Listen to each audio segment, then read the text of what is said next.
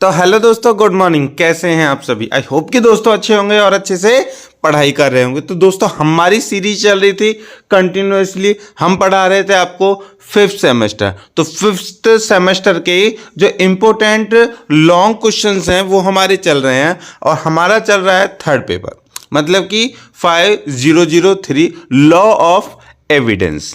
ठीक है दोस्तों, तो लॉ ऑफ एविडेंस के दो महत्वपूर्ण क्वेश्चन हमने आपको डन करा दिए हैं।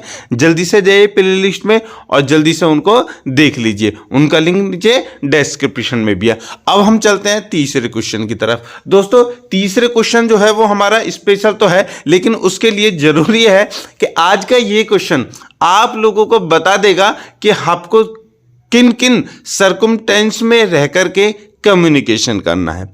ठीक है, चाहे कम्युनिकेशन पति पत्नी का हो, कम्युनिकेशन गर्लफ्रेंड बॉयफ्रेंड का हो, कम्युनिकेशन हो फ्रेंडशिप का, कम्युनिकेशन हो किसी वकील से और किसी क्लाइंट का, या फिर कम्युनिकेशन हो किसी अधिकारी से, या फिर चोर पुलिस का, या फिर चोर चोर मौसेरे भाई, कोई भी किसी भी तरह का कम्युनिकेशन हो, आज तुमको पता चल जाएगा कि कहां तक कम्युनिकेशन करना चाहिए। ठीक है, और किन सर को मतलब क्या आप तुम्हें बातें करनी चाहिए, क्या छुपानी चाहिए। चलिए तो स्टार्ट करते हैं आज के इस क्वेश्चन को। तो दोस्तों क्वेश्चन है, भारतीय साक्ष्य अधिनियम 1872 के तहत विशेष अधिकार प्राप्त संचार। अब संचार जो है, ठीक है, वो उसको बोलते हैं कम्युनिकेशन। मतलब कि कम्युनिकेशन को कैसे हम डिफाइन करेंगे, बड़ा सीधा सा है। कम्युनिकेशन संचार क्या होता है, जब दो या दो से अधिक लोग आपस में बातें कर रहे हो, अपने मन के विचारों को, आइडियाज को, थॉट्स को, ठीक है, एक दूसरे के साथ शेयर कर रहे हो। ठीक है,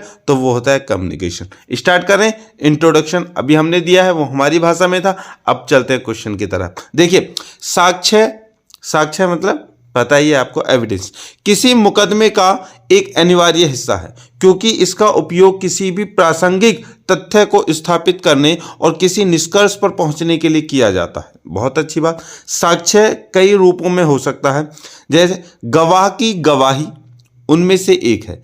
एक गवाह किसी भी घटना के आधार पर गवाही दे सकता है जिसे उन्होंने देखा है, या किसी संचार के बारे में सुना सकता है या जिसका वह हिस्सा रहा हो। ठीक है, कहने का मतलब गवाह की गवाही। गवाही जो होती है भैया, या तो वो किसी बात को मतलब कि अदालत के सामने किसी घटना क्रम को रखेगा, घटना चक्र को बताएगा, या तो सुनकर बताएगा या फिर देख करके बताएगा।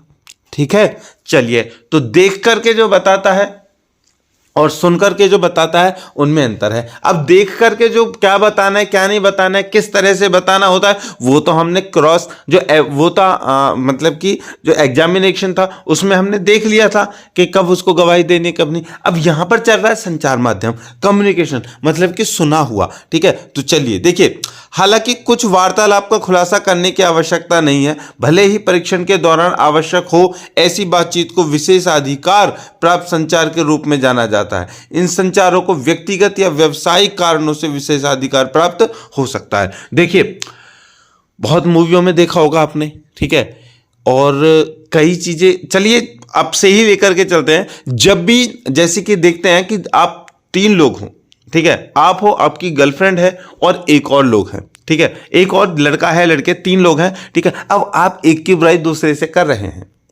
सोचिए कि आप, चलिए मैं बताता हूं, नंबर 1, नंबर 2 और नंबर 3। देखिए मैं बताता हूं, तीन लोग हैं, ठीक है, यहां पर है बॉय, ये गर्ल है, ये गर्ल है। ठीक है, ये दोनों का रिलेशन है गर्लफ्रेंड बॉयफ्रेंड। ठीक है, अब क्या है कि जो लड़की है और लड़का है दोनों आपस में बातें कर रहे हैं। ठीक है, अच्छी अच्छी मीठी मीठी जैसे भी मान लो बातें कर रहे हैं। ठीक है, अब इसमें ये जो लड़की है वो जिक्र कर देती है तीसरी लड़की का, अच्छा मैंने देखा था, तुम उसको देख रहे थे, एक नंबर को देख रहे थे। 3 नंबर वाली लड़की कह रही है कि 1 नंबर को देख रहे थे। अब 2 नंबर वाला इसका बॉयफ्रेंड ये कह रहे यार मैंने इससे कैसे पता चल गया, उसको मैं देख रहा था, उसे बातें कर रहा था। अभी कहो अरे नहीं नहीं वो तो बहुत ही बेकार है, खराब है, ऐसी है, मुझे देखती रहती है, बातें करने के बहाने ढूंढते, ये सब इन दोनों के बीच में बातें हो गई। ठीक है, अब ये बातें अगर यहां तक पहुंच गई, मतलब इस लड़के का हो सकता है इससे कुछ ही मैटर हो, लेकिन इसका दिल बहलाने के लिए इसने बोल दिया वो बुरी है। ठीक है, अब ये इससे जाकर कह देगी मेरा वाला उसको देख रही थी तो वो तो ये कह रहा था तो बहुत बदतमीजी है, ओहो अब ये भड़क जाएगी। ठीक है, इनके बीच में जरूर मिसअंडरस्टैंडिंग होगी, कुछ भी होगा। ठीक है, लेकिन ये तो एक आम कम्युनिकेशन है, सब में हुआ होगा यार, तुम झूठ मत बोलना, ठीक है। इससे स्पेशल कुछ हुआ है तो कमेंट बॉक्स में हमें बता देना, हमें पता चल जाएगा और थोड़े से कम्युनिकेशन के बारे में। लेकिन हमारा जो ये क्वेश्चन है ये क्या है, हमारा जो क्वेश्चन है वो दोस्तों ये तय करना है कि जब इनके साथ में सपोज करो कि ये कोई क्रिमिनल केस है, ठीक है, और इस तरह की बातें हो रही हैं, तो दो लोगों के बीच में जो बातें हुई हैं उनमें से कौन सी ऐसी महत्वपूर्ण बातें हैं जो उनको बताई जानी चाहिए। मतलब कहते हैं ना, कोर्ट के सामने तो सब कुछ बयां कर देते हैं, वकील कुछ भी पूछ लेते हैं, तो ऐसा नहीं है दोस्तों। कुछ बातें हैं जो प्राइवेट रखी जाती हैं और उनको कोर्ट, जज या कोई भी तुमसे कह नहीं सकता कि इस बात को आपको बताना ही होगा। और जिन बातों को आप नहीं बता सकते, जो आप बताने के हकदार नहीं है, जो रूल नहीं है कि आप उनको शेयर करो या ना करो, आपसे नहीं पूछ सकता, यही जो कम्युनिकेशन उसी को बोलते हैं विशेषाधिकार कम्युनिकेशन। स्पेशल जो आपके हक में होता है वो कम्युनिकेशन, अब उसको आपको किसी को नहीं बताना है। कौन सा वो कम्युनिकेशन है वही हम इस क्वेश्चन में डिस्कस करने वाले हैं। 20 नंबर का क्वेश्चन बिल्कुल फ्रंट पे दिखा हुआ मिलेगा आपको, और उसके साथ साथ में शॉर्ट क्वेश्चन 5 नंबर का भी मिल सकता है। तो चलिए स्टार्ट करते हैं आगे की कहानी। तो दोस्तों सबसे पहला कम्युनिकेशन है कम्युनिकेशन ड्यूरिंग मैरिज, मतलब कि शादी के दौरान किया गया कम्युनिकेशन, विवाह के दौरान संचार। ठीक है, देखिए साक्ष्य अधिनियम की धारा 122 के तहत पति पत्नी के बीच संचार को विशेषाधिकार संचार का दर्जा दिया गया है। इसमें कहा गया है कि एक वैवाहिक व्यक्ति विवाह के दौरान अपनी पति पत्नी या पूर्व पति द्वारा उनसे किए गए किसी भी संचार का खुलासा करने के लिए बाध्य नहीं किया जाएगा। ठीक है, मतलब कि पति पत्नी हो, ठीक है, विवाह शादी के बाद या शादी से पहले उनके बीच में क्या क्या बातें हुई हैं उन सबको खुलासा करने का अधिकार उनको नहीं छीना जाएगा। जो अधिकार उनसे मतलब कि छुपा के रखने का है वो अधिकार उनसे नहीं छीना जाएगा। और उन्हें अपने पति पत्नी या पूर्व पति की सहमति के बिना कुछ भी खुलासा करने की अनुमति नहीं है, भले ही वे ऐसा करना चाहे। मतलब कि अगर एक पति चाहे कि मैं अपनी पत्नी की सारी गुपचुप वाली बातें बता दूं तो वह नहीं बता सकती, और ना ही पति बता सकता है। कब तक? जब तक अपने पार्टनर से पूछ ना ले। हाँ जी, मैं ये बात बता दूं उस दिन वाली जब आपने मुझसे कही थी, अगर आप इजाजत दें तो वो चाहे भी तो नहीं बता सकती। यही विशेष अधिकार है। धारा कुछ में आता है दोस्तों, ध्यान रखना, एविडेंस, लॉ ऑफ एविडेंस की धारा 122 पढ़ लीजिएगा। ठीक है, चलिए आगे चलते हैं। एसटीजे चौधरी बनाम राज्य के मामले में न्यायालय ने माना कि पति पत्नी को अपने निजी संचार का खुलासा करने के लिए मजबूर करना कोई भी जानकारी न मिलने से ज्यादा बदतर है। इसलिए ऐसा संचार को विशेषाधिकार दिया जाना चाहिए। मतलब एक मामला तो उसमें कहा गया है यार, कोई भी मतलब उन्हें पति पत्नी बीच में जैसी बातें होती है वो गरिमा है, ठीक है, उनके बीच की, उसको नहीं खोलना चाहिए। ठीक है, चलिए आगे है। इस विशेषाधिकार के पीछे विचार यह है कि यदि पति पत्नी के बीच निजी संचार से गवाही स्वीकार की जाती है तो ऐसी गवाही परिवारों के बीच घरेलू शांति को नष्ट करने और घरेलू विवाद पैदा करने की शक्ति रखती है।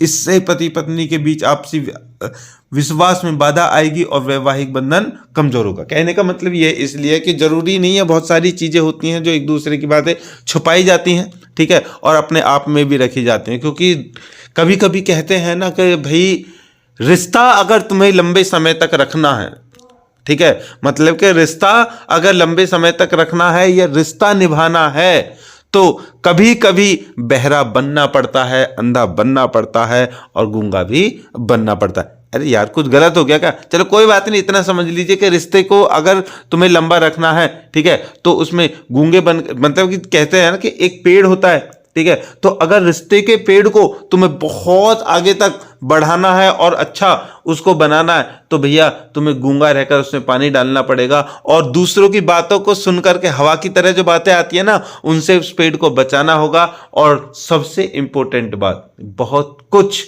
छुपाना होगा। ठीक है, चलिए आगे है। What is communication is confidential, कौन सा संचार गोपनीय है? ठीक है, शादी के बीच की बात तो पता चल गई। अब यहां पर गोपनीय जो संचार है वो कौन सा है? देखिए इस धारा के तहत यह अप्रासंगिक है कि संचार संवेदनशील या गोपनीय प्रकृति का था या नहीं। पति पत्नी के बीच किसी भी बातचीत या संचार को विशेषाधिकार प्राप्त है, चाहे संचार का साधन कोई भी हो। सम्राट बनाम रामचंद्र के मामले में भी यह बात कही गई थी। हालांकि इस नियम को भालचंद नामदेव शिंदे बनाम महाराष्ट्र राज्य के मामले में खारिज कर दिया गया था, जिसमें न्यायालय ने कहा था कि धारा 22 की कोई व्यापक व्याख्या नहीं होनी चाहिए जो इस धारा के दायरे का विस्तार करती हो। तो यदि न्यायालय को इसकी व्याख्या करनी है तो व्याख्या के शाब्दिक नियम का पालन किया जाना चाहिए और इसका दायरा सीमित रखा जाना चाहिए, क्योंकि इससे साक्ष्य की स्वीकार्यता की गुंजाइश कम हो जाती है। न्यायालय ने जो किसी भी मामले में बहुत कुछ महत्वपूर्ण हो सकता है, यह बात की थी। कहने का मतलब यह है दोस्तों कि इस धारा के तहत यह रिलेवेंट है कि संचार संवेदनशील या गोपनीय प्रकृति का था या नहीं, यह देखा जाएगा। अगर पति पत्नी के बीच या फिर किसी भी रिश्ते के बीच कोई भी दोस्ती, फ्रेंडशिप, दुश्मनी, कोई भी व्यवसायिक, प्रोफेशनली कोई भी अगर आपकी बातें हो रही हैं, उसमें यह देखा जाना जरूरी है जो वो बात कर रहे हैं कौन सा उनका गोपनीय है और कौन सा नहीं है। अगर कोई गोपनीय का मतलब संवेदनशील, जिसको पता चलने से कोई अपराध कर सकता है या किसी का बुरा हो सकता है, वो क्या होता है? गोपनीय होता है। ठीक है, तो वो कॉन्फिडेंटल होना चाहिए। ठीक है, चलिए आगे बढ़ते हैं। देखिए, न्यायालय ने आगे कहा कि इस धारा के प्रयोजन के लिए संचार केवल पति पत्नी द्वारा कहे गए मौखिक या लिखित शब्दों को संदर्भित करेगा, न कि उनके कार्यों को। मतलब कि बातों को करेगा, कार्यों को नहीं। आगे, इस मामले में पति पत्नी को अपने पति के खिलाफ गवाही देने के लिए बुलाया गया था, जिस पर कथित तौर पर हत्या करने का मुकदमा चल रहा था। उसे उसके आचरण और कार्यों के संबंध में गवाही देने की अनुमति दी गई थी, लेकिन उनके बीच संचार की नहीं। कहने का मतलब है कि ये एक मामला था जिसमें उसके पति का जो नाम था वो हत्या में था, मर्डर केस में था। अब उसकी पत्नी को बुलाएगा तो अब उसकी पत्नी से क्या पूछा जाएगा? बताओ तुम्हारा पति कैसा है? अब वो क्या कहेगी? वो कहेगी पति मेरा बेकार है, नालायक है। नहीं, वो तो कहेगी ना पति सही है। अब इसमें झूठ सही की बात नहीं आती। चलिए ठीक है। अब पति कहेगा, पति और पत्नी की बातें बहुत हुई होंगी, वकील कहेगा उससे, बताओ क्या पति ने तुम्हें कभी मारने के लिए कहा था? क्या तुमसे कभी कहा था कि मैं तुम्हें जान से मार दूंगा? अब यार देखो, एक बात मैं तुम्हें कौन बताऊंगा, जहां प्यार होगा, ठीक है, वहां पर ये चीजें कभी प्यार में भी हो जाती हैं। अच्छा, बहुत बहुत ज्यादा ऐसे कर रही हो, जान से मार दूंगा तुम्हें, समझ जाओ, इस तरह से कहते हैं ना। अब कोई नालायक मूर्ख बदतमीज पत्नी को हाँ वकील साहब मुझसे कहा था उस दिन ना मैंने ना सब्जी में नमक डाल दिया था, तो उसके बाद ना इन्होंने कहा था कि जान से मार दूंगा, उसके बाद सब्जी में नमक डाल दिया। तो अब वकील कहेगा नोट कीजिए जज साहब, नोट कीजिए, देखिए ये तो व्यक्ति पहले से ही क्रूर है, अपनी पत्नी को भी दे चुका है धमकी मारने की। आहो यार, छोटी सी बात का कहां बतंगड़ बन गया। मेरे जैसा कोई जज होगा, अरे वकील यार क्या कर रहा है तो है, वो उनके बीच की बातें हैं। ठीक है, मेरी पत्नी ने खुद मुझे सुबह मारने की धमकी दी थी, क्या मैं मर गया? ओहो, चलो हास्य का पात्र नहीं बनना। इस तरह की कंडीशन चलती रहती है ना, तो वहां पर हमें कौन सी गोपनीयता, कौन सी नहीं है, कौन सी पत्नी की बात माननी चाहिए, कौन सी नहीं, ये सारी चीजें जो है वो कॉन्फिडेंटल होनी चाहिए। लेकिन इस केस में यही हुआ था। उन्होंने कहा था कि जो चीजें पूछी जा रही हैं वो केवल बता दीजिए। ठीक है, तुम्हारे बीच में क्या बातें होती थी वो जरूरी नहीं है बतानी। ठीक है, चलिए आगे था। इसके अलावा इस धारा के प्रयोजन के लिए विशेषाधिकार प्राप्त करने के लिए विवाह के दौरान संचार केवल पति पत्नी द्वारा ही किया जाना चाहिए। विवाह से पहले या उसके विघटन के बाद किए गए किसी भी संचार को यह विशेषाधिकार नहीं मिलेगा। उन्होंने कहा है कि जब पति पत्नी तुम बन जाओगे उसके बाद गुपचुप बातें जो करोगे उनको विशेषाधिकार मिलेगा। उससे पहले तुम गर्लफ्रेंड बॉयफ्रेंड हो और पति पत्नी नहीं रहे, तलाक हो गया, उसके बाद से तुम्हारे बीच की किसी भी बातों को रिलेवेंसी नहीं मिलेगी। ठीक है, प्राइवेसी नहीं मिलेगी। चले आगे है राम भरोसे। देखिए क्या नाम है, राम भरोसे। आज तो राम खुद कानून के भरोसे हैं, राम किसके भरोसे होंगे भैया? चलिए, है राम भरोसे, किसके बनाम? उत्तर प्रदेश राज्य के। देखिए क्या मामले में न्यायालय ने कहा कि केवल पति या पत्नी की उपस्थिति में कोई कार्य करना उनके बीच संचार नहीं माना जा सकता। ऐसा नहीं है कि किसी भी घरेलू कार्य को संचार माना जाएगा। संचार को किसी तरह से संप्रेषित किया जाना चाहिए, चाहे वे मौखिक हो या अशाब्दिक। अब मौजूदा मामले में पत्नी ने अपने पति को छत से नीचे आते और फिर बदले हुए कपड़ों के साथ बाथरूम से बाहर आते देखा। पत्नी ने उसी के संबंध में गवाही दी और गवाही स्वीकार्य थी, क्योंकि पति का कृत्य संचार नहीं था। कहने का मतलब है अगर तुम आपस में कोई भी बात नहीं कर रहे हो और केवल कार्य कर रहे हो तो उसको संचार नहीं माना जाएगा, क्योंकि वहां पर बातें नहीं हुई हैं। अभी तुमने देखा कि एक पत्नी है भैया, वो पति को देख रही है, वो छत से नीचे आ रहा है, उसके बाद में बाथरूम जा रहा है, कपड़े चेंज कर रहा है, फिर वहां से जा करके फिर छत पे जा रहा है, तो कहें बातें तो कुछ नहीं हुई, यही हुआ था। तो यहाँ पर बातें नहीं हुई ना, केवल कार्य हुआ था, तो इसको रिलेवेंसी नहीं मिलेगी। ठीक है, मतलब कि ये जो है गोपनीयता में नहीं जाएगा। 122 के अकॉर्डिंग इसको कुछ भी हेल्प नहीं मिलेगी। आगे है कि इज दिस प्रिविलेज एब्सोल्यूट, क्या यह विशेषाधिकार पूर्ण है? देखिए धारा 122 के तहत प्रदान किया गया विशेषाधिकार पति पत्नी के बीच साझा किए जाने वाले वैवाहिक बंधन के कल्याण और उनके परिवारों की सुरक्षा के लिए है। ध्यान रखना किसके लिए है? पति पत्नी के संबंध को बड़ा बनाने के लिए, वैवाहिक बंधन को, ठीक है, वैवाहिक संबंध को अच्छा बनाने के लिए, उसको सुरक्षा प्रदान करने के लिए। हालांकि विशेषाधिकार पूर्ण नहीं है और जानकारी का खुलासा किया जा सकता है। देखिए ये पूरा पूर्ण नहीं है। ठीक है, क्यों? क्योंकि देखिए यदि ऐसा संचार करने वाला व्यक्ति या उससे प्रतिनिधि स्वतंत्र सहमति देता है, या एक विवाहित जोड़े के बीच एक मुकदमा है, या पति पत्नी में से एक पर दूसरे के विरुद्ध किए गए किसी अपराध के लिए मुकदमा चलाया गया है, तो वो दोनों को आजादी है, तुम एक दूसरे के कोई भी सीक्रेट बता सकते हो। समझ में आ गया? चलिए आगे है कि नवाब हवलदार बनाम सम्राट के मामले में एक विधवा गवाह के रूप में कार्य करना चाहती थी।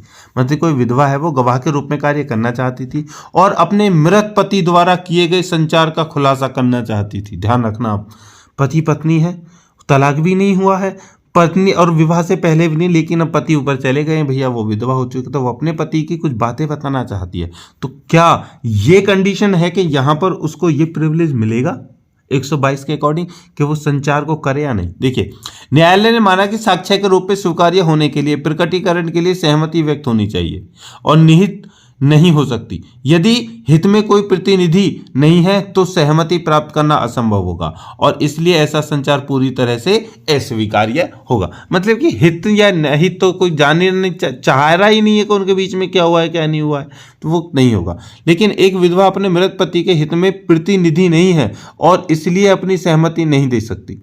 ठीक है, मतलब कि वो अपने पति के पक्ष में विपक्ष में जब है ही नहीं तो वो सहमति नहीं दे सकती। इसके अलावा न्यायालय ने स्पष्ट किया कि पति पत्नी के बीच संचार केवल तभी गोपनीय होना चाहिए जब यह विवाह के दौरान हुआ हो, न कि विवाह के पहले या विवाह के विच्छेद के बाद, तलाक के बाद। तो विवाह से पहले या उसके विघटन के बाद की गई कोई भी बातचीत या प्रावधान द्वारा संरक्षित नहीं है। उदाहरण के लिए एग्जाम्पल, बहुत ही सुंदर एग्जाम्पल लेकर के आए हैं हम आपके लिए जनाब। चलिए स्थिति देखते हैं। पहली स्थिति, मनीष और मनीषा जल्द ही शादी करने वाले हैं। ठीक है, मनीष है और मनीषा है, दोनों जल्द ही शादी करने वाले हैं। अब मनीष मनीषा को बताता है कि उसने कैसे धोखाधड़ी की। मतलब कि मनीष बता रहा है देखो मैंने ऐसे ऐसे कर दिया, बहुत पैसे कमाता हूँ मैं इस तरह से।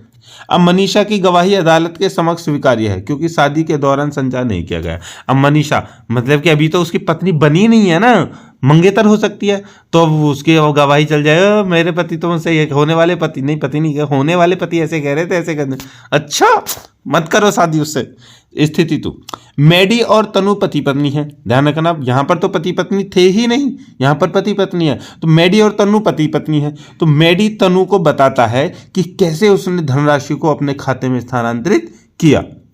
अब तनु की गवाही अस्वीकार्य होगी क्योंकि संचार उनकी शादी के दौरान हुआ है। ठीक है, चलिए आगे है स्थिति 3, मतलब कि स्टेज 3, प्लॉट 3 कह सकते हैं कुछ भी। ठीक है, चलिए देखिए, मनीष और मनीषा का हाल ही में तलाक हुआ है। ओहो, पहले शादी हुई थी फिर तलाक हो गया, कोई बात नहीं, हो गया भैया। अब मनीषा मनीष को बताती है कि उसने सोना कैसे चुराया। ओहो, तो मनीष इसके संबंध में गवाही दे सकता है और उसकी गवाही स्वीकार्य होगी क्योंकि इस तरह के संचार के दौरान दोनों पक्षों का विवाह नहीं हुआ था। ठीक है दोस्तों, चलिए ध्यान में आ गया, तीनों स्टेटस ध्यान रखना, गर्लफ्रेंड बॉयफ्रेंड कैसे भी हो तुम, ठीक है, ध्यान रखना। आगे प्रोफेशनल प्रिविलेज, मतलब कि ये तो था एक फैमिली प्रिविलेज, अब हम चलते हैं प्रोफेशनल प्रिविलेज, मतलब कि व्यावसायिक विशेषाधिकार क्या होता है।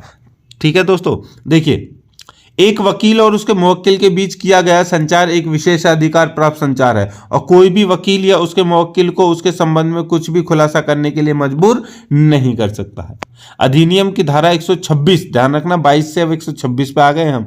126 कहती है कि किसी भी बैरिस्टर वकील या वकील को अपने मुवक्किल की सहमति के बिना पाठ्यक्रम के दौरान और उसके रोजगार के उद्देश्य से उसके साथ किए गए किसी भी संचार का खुलासा करने की अनुमति नहीं है। मतलब कि कोई भी वकील के पास अगर कोई क्लाइंट जाता है, कोई अपराधी है या फिर कुछ भी है, वो जाता है, वो अपनी सारी चीजें बताता है, तो कोई भी जज या अदालत कुछ भी वकील से नहीं कह सकती वकील साहब तुम्हें तो सब कुछ पता है ना साफ साफ क्या है क्या नहीं है, बता दीजिए, तो वकील नहीं बता सकता। ध्यान रखना दोस्तों, बहुत बड़ी विडंबना है कि वो कहते हैं ना कि डॉक्टर और वकील से तुमने कुछ छुपाया तो सीधे तुम गए, डॉक्टर से छुपाया तो भगवान के पास और वकील से छुपाया तो जेल में। ठीक है, चले गए। इसलिए वकील को और डॉक्टर को सब कुछ बताते हैं। इसलिए कोई भी क्लाइंट है, मर्डर करके गया है, वकील को सब कुछ बताया, वो कहे सर मुझे बचा लीजिए और ऐसे ऐसे मेरे हाथों से मर्डर हो गया। अब वकील ये नहीं कह सकता जाकर के, या फिर जज वकील से नहीं पूछ सकता हमें बता जल्दी से तुम्हारे केस में क्या था, इसने किया था या नहीं किया था। वकील कहेगा अजय साहब काहे को किया था, झूठ है ये सब। ठीक है, चलिए। इस धारा के तहत विशेषाधिकार किसी भी व्यक्ति पर लागू होगा जो भारत में एक कानूनी व्यवसायी के रूप में पंजीकृत है और उपरोक्त श्रेणियों के अंतर्गत आता है, जिसका सीधा सा मतलब एक वकील है। ध्यान रखना मेरे भावी वकीलों। चलिए आगे बढ़ते हैं। इंपॉर्टेंट, सबसे महत्वपूर्ण, बहुत सुना होगा तुमने इस कवरेज को, मतलब कि इस लैंडमार्क केस को। देखिए, मेनका गांधी बनाम रानी जेठमलानी के मामले में न्यायालय ने कहा कि हर किसी को निष्पक्ष सुनवाई का अधिकार है और ऐसा अधिकार प्राप्त करने के लिए किसी को वकील की मदद लेने की आवश्यकता हो सकती है। लोगों को अपने अधिवक्ताओं पर भरोसा करने में कठिनाई होती है और वे अक्सर उनके साथ पूरे तथ्य साझा करने से डरते हैं। उन्हें लगातार डर सता रहा है कि कहीं उनका वकील उनकी पोल न खोल दे। मन में उजागर होने के डर से वे अपनी समस्याओं को ठीक से व्यक्त नहीं कर पाते और उचित कानूनी सलाह नहीं ले पाते। यह सुनिश्चित करने के लिए कि वकील अपने मुवक्किलों को बेनकाब न कर सके, उनके बीच एक बातचीत को इस अधिनियम के तहत विशेषाधिकार प्राप्त बना दिया गया है। इस अनुभाग के तहत बातचीत को विशेषाधिकार प्राप्त करने के लिए संचार होने पर ग्राहक वकील संबंध मौजूद होना चाहिए।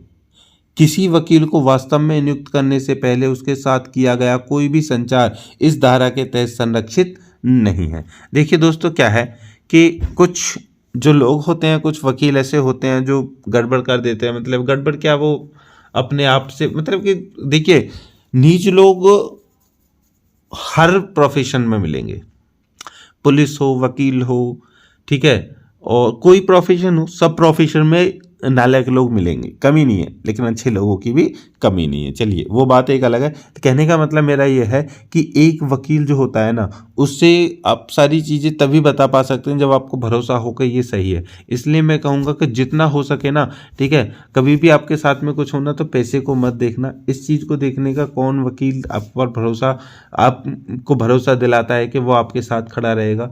क्योंकि कभी कभी ऐसा होता है कि आपने वकील को सारी बातें बता दी, वो अपोजिट वकील से बता दिया, या फिर कहीं भी तुम्हारे ऊपर अपोजिट हो गए, कुछ भी ऐसी कंडीशन हो जाती है। ठीक है, चलिए आगे है कि जीवन साथी के विशेषाधिकार के समान यह विशेषाधिकार पूर्ण नहीं है। अधिनियम स्वयं कहता है कि यह विशेषाधिकार कुछ शर्तों के तहत लागू नहीं होता। किसी अवैध उद्देश्य को आगे बढ़ाने के लिए संचार इसका एक उदाहरण हो सकता है। इसे बेहतर ढंग से समझने के लिए कुछ उदाहरण देखते हैं। ठीक है, चलिए देखिए, स्थिति 1, मनीष एक ग्राहक एमडी वकील से कहता है। मनीष एक ग्राहक है जो एमडी वकील है, उनसे कहता है कि मैंने एक आदमी की हत्या कर दी है और शव मेरे फ्रीजर में है। मैं आपकी सलाह चाहता हूं कि मुझे इससे कैसे छुटकारा पाना चाहिए। यह संचार किसी आपराधिक उद्देश्य को आगे बढ़ाने के लिए किया गया है। इसे प्रकटीकरण से संरक्षित नहीं किया जा सकता। मतलब कि इस तरह का संरक्षण अगर किया गया है, इस तरह की बातें अगर की गई हैं, तो भैया वकील उसका साथ नहीं दे सकता, वो उसकी बात को पुलिस को भी बता सकता है। ठीक है, चलिए दूसरा है, मनीष एमडी को अपना वकील नियुक्त करना चाहती है। मनीषा एमडी को अपना वकील नियुक्त करना चाहती है, लेकिन वकालतनामा एक वकील को अदालत में अपने मुवक्किल का प्रतिनिधित्व करने का अधिकार देने वाला दस्तावेज अभी तक हस्ताक्षर नहीं किए गए हैं। ठीक है, कहने का मतलब है एक वकील को अपॉइंट करना चाहती है, अभी हुआ नहीं है, तो वह एमडी को बताती है कि कैसे कालिया को उसके और उसके दोस्तों ने बेरहमी से मार डाला। बेचारे मनीषा और उसके दोस्तों ने कालियों को उसके और उसके दोस्तों ने कैसे बेरहमी से मार डाला। तो अब इसमें कंडीशन क्या है, तो संचार प्रकटीकरण से सुरक्षित नहीं है क्योंकि ग्राहक अधिवक्ता संबंध मौजूद नहीं है, क्योंकि वकालतनामे पर अभी तक हस्ताक्षर नहीं किए गए हैं। ठीक है, तो पहले वकालतनामे पर हस्ताक्षर करवा लेना भैया, तभी जा करके आप अपने वकील को कुछ बताना। ठीक है, चलिए आगे है स्थिति 3। मनीषा एक ग्राहक एमडी वकील से कहता है, मनीष एक ग्राहक एमडी वकील से कहता, मैंने एक BMW चुराई और उसके हिस्से काले बाजार में बेच दिए। यह संचार प्रकटीकरण से सुरक्षित है क्योंकि अपराध पहले ही हो चुका है और उनके बीच ग्राहक वकील संबंध मौजूद थे। ठीक है दोस्तों, तो यहाँ पर ये बात वकील नहीं बता सकता उसका कि उसने मेरे क्लाइंट ने ये वहाँ पर बेच दिए हैं। ठीक है, वो उसको छुपाएगा। आगे है स्टेट प्रिविलेज, मतलब कि 2 प्रिविलेज देखिए। तीसरा राज्य विशेषाधिकार, अफेयर्स ऑफ द स्टेट्स, मतलब कि राज्य के मामले। देखिए दोस्तों, भारतीय साक्ष्य अधिनियम की धारा 123 में कहा गया है कि किसी भी व्यक्ति को कोई भी साक्ष्य देने की अनुमति नहीं है जो किसी भी राज्य के मामलों में के अप्रकाशित रिकॉर्ड से प्राप्त किया जा सकता है। मतलब कि कहीं से चुरा करके कोई भी ऐसी कंडीशन करके अगर आप कोई भी अप्रकाशित रिकॉर्ड, मतलब जो अभी प्रकाशित नहीं हुआ है, लोगों के बीच में नहीं आया है, उसको आप किसी भी मामले में नहीं यूज कर सकते, ये 123 में कहा गया है। अब जब तक कि संबंधित विभाग के प्रभारी अधिकारी या मुख्य अधिकारी की अनुमति न हो, ऐसा अधिकारी जैसा उचित समझे उस संबंध में अनुमति दे या रोक सकता है। Duncan Bram camel layered and company limited के मामले में यह माना गया था कि यदि स्थिति उत्पन्न होती है तो न्यायालय बिना किसी प्रश्न के सार्वजनिक अधिकारी के निर्णय को स्वीकार करने के लिए बाध्य है। इसके अलावा ऐसे दस्तावेजों को खारिज करने का निर्णय पूरी तरह से न्यायाधीश का निर्णय है। यह न्यायालय है जो मुकदमे का प्रभारी है, न कि कार्यपालिका। वाक्यांश देखिए, राज्य के मामले इस धारा या इस अधिनियम के राज्य किसी अन्य प्रावधान में वर्णन नहीं किया गया है, इसलिए न्यायपालिका के लिए इस वाक्यांश की कोई एकल परिभाषा देना बहुत व्यावहारिक नहीं है। इसलिए न्यायालय को प्रत्येक मामले के तथ्यों और परिस्थितियों के आधार पर यह निर्धारित करना होगा कि कोई दस्तावेज इस श्रेणी में आता है या नहीं। हालांकि यह स्पष्ट है कि केवल न्यायालय को यह निर्णय लेने की शक्ति है कि क्या किसी दस्तावेज को राज्य मामलों के अप्रकाशित दस्तावेज के रूप में वर्गीकृत किया जा सकता है। कहने का मतलब यह है दोस्तों कि जब सरकारी कोई भी मामला हो तो उसमें सपोज करो कि यूपी सरकार जो है, ठीक है, उन्होंने अभी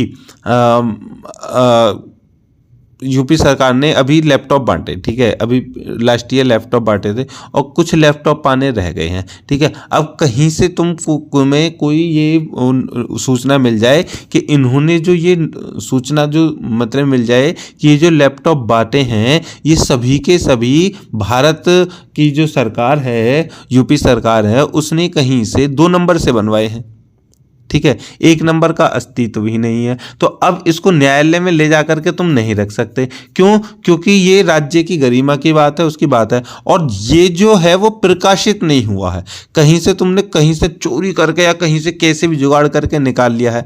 तो भैया इसके लिए पहले तुम इसको प्रकाशित नहीं कर सकोगे, लोगों के बीच में नहीं लेकर आओगे, क्योंकि ये मामला राज्य का है। इसको पहले क्या करना है तुम्हें कि जहाँ से तुमने ये प्राप्त किया है, जो कोई डाटा प्राप्त किया है, डेटा प्राप्त किया, तो उस जो विभाग है उसके अधिकारी से तुम्हें बात करनी होगी, ठीक है। उसके बाद वो अगर कहता है कि हाँ ये सही है, ठीक है, तो उससे वो तुम उसको लेकर आ सकते हो, ठीक है। इस तरह की कंडीशन होती है। आगे है ऑफिशियल कम्युनिकेशन, आधिकारिक संचार, ठीक है। जो ऑफिशियल जो है इसमें क्या है कि साक्ष्य अधिनियम की धारा 124 आधिकारिक संचार के बारे में बात करती है। इसमें कहा गया है कि किसी सार्वजनिक अधिकारी को आधिकारिक विश्वास में किए गए किसी भी संचार का खुलासा करने के लिए मजबूर नहीं किया जा सकता है यदि उसे लगता है कि इस तरह के खुलासे से सार्वजनिक हितों को नुकसान हो सकता है। जबकि धारा 123 राज्य के मामलों से संबंधित अप्रकाशित दस्तावेजों के बारे में बात करती है। धारा 124 आधिकारिक क्षमता के में किए गए सभी संचार के प्रकटीकरण पर रोक लगाती है, चाहे वे लिखित रूप में हो या नहीं हो, और यह महत्वहीन है कि वे राज्य के मामलों से संबंधित है या नहीं। कहने का मतलब है कि अभी जैसे ये हो रहा है, वो जैसे दिल्ली में भी बहुत ज़्यादा ना AQI मतलब प्रदूषण जो लेवल है बहुत ज़्यादा हाई है। अब एक इलाके में क्या करता है कि कोई व्यक्ति आता है, वो मतलब कि एक अधिकारी आता है, वो कहता है तुम्हारे यहाँ पर जितने भी पेट्रोल डीजल के वो हैं वो नहीं लेके निकलेंगे, ठीक है, कोई भी बाहर नहीं निकालेगा उन्हें, क्योंकि चलाएगा नहीं, चलाएगा तो मैं चालान कर दूँ, क्योंकि चालान अब वहाँ पर हो रहे हैं, ठीक है, कोई भी नहीं निकालेगा। तुम कहने लगे ठीक है सर, ठीक है, कब तक सर बता दीजिए कब तक। वो कहेगा हमें केवल रोकने के ऑर्डर मिले हैं, हमें ये नहीं है ऑर्डर मिले कि कब तक। नहीं सर, आपको हमें बताना पड़ेगा कि कब तक, एक दिन, चलो ठीक है, 10 घंटे, 20 घंटे, 30 घंटे। तो कोई भी अधिकारी इस तरह नहीं बता सकता, ठीक है, कि 1 घंटे 2 घंटे, वो कह देगा नहीं, जब तक ऊपर से ऑर्डर नहीं आ सकते, ठीक है, अगला ऑर्डर नहीं मिल जाता तब तक कोई भी आश्वासन नहीं दे सकता है। इस तरह की कम्युनिकेशन। चलिए आगे है, पुणे के मामले में, मंटू भाई मेहता के मामले में यह माना गया था कि यह निर्धारित करना न्यायालय पर है कि क्या कोई दस्तावेज आधिकारिक विश्वास में एक सार्वजनिक अधिकारी को किया गया संचार है, और यदि दस्तावेज राज्य के किसी भी मामले से संबंधित नहीं है